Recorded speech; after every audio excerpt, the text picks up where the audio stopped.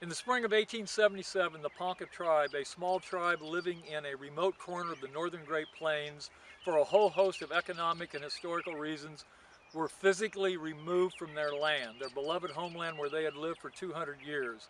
The United States Cavalry physically marched them from the South Dakota-Nebraska border to what was then called the Indian Territory, it's now called Oklahoma, and unceremoniously dumped them on the land with no provisions, no clothing, no food. The Ponca people, 750 strong, were forced to fend for themselves. They clustered increasingly along these damp, dank ravines that were overwhelmed with mosquitoes carrying malaria. Ponca had no resistance to any of this. So within 1 year, between June 1878 and June 1879 of the next year, more than 1/3 of the Ponca tribe had died. More than 250 people had died. Sometimes families died in entire weeks.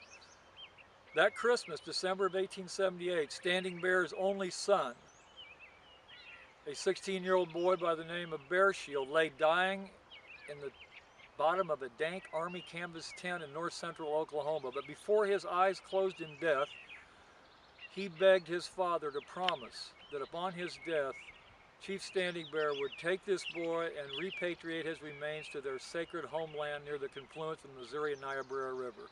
So on the afternoon of January 2nd, 1879, with the air temperature 23 below up ahead, Standing Bear wrapped the body of his only son in his best clothes, wrapped him in a buffalo robe, put him in the back of a rickety wagon, and began to walk from north central Oklahoma to the Nebraska-South Dakota border.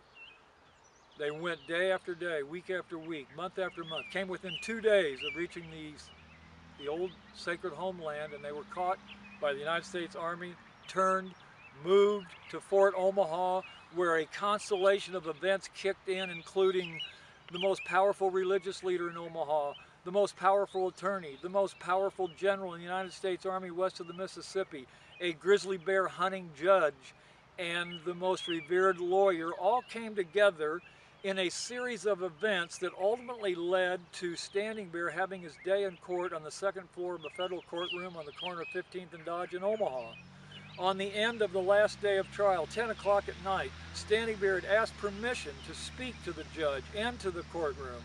And the judge, for the first time in American history, according to him, allowed an American Indian to dress a federal courtroom. Standing Bear got to the front of the courtroom, turned, looked at the judge, held up his hand and said, "That hand is not the same color as yours, but if I pierce it, I shall feel pain. If you pierce your hand, you also will feel pain. The blood that will flow from mine is the same color of yours. I am a man, the same God made us both." His words were translated by the Omaha poet Susan LaFleche, also known as Bright Eyes, and when her words went across that crowded courtroom, there was a hush that came over that crowded second floor courtroom on the evening of May 2nd, 1879. Nobody spoke. And after a while, you could hear women beginning to cry in the back.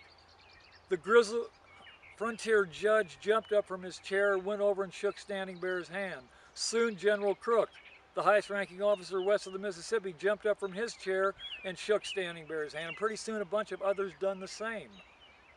And then the courtroom burst into applause, hearing an American Indian eloquently express the humanity and the civil rights that were unveiled in that courtroom.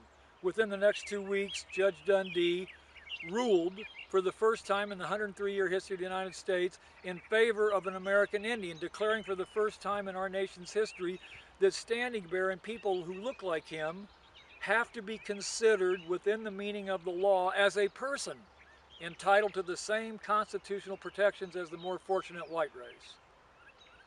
And that is why many Native American people view Standing Bear as the Martin Luther King of Native Americans and as one of this country's first true, genuine, real civil rights heroes.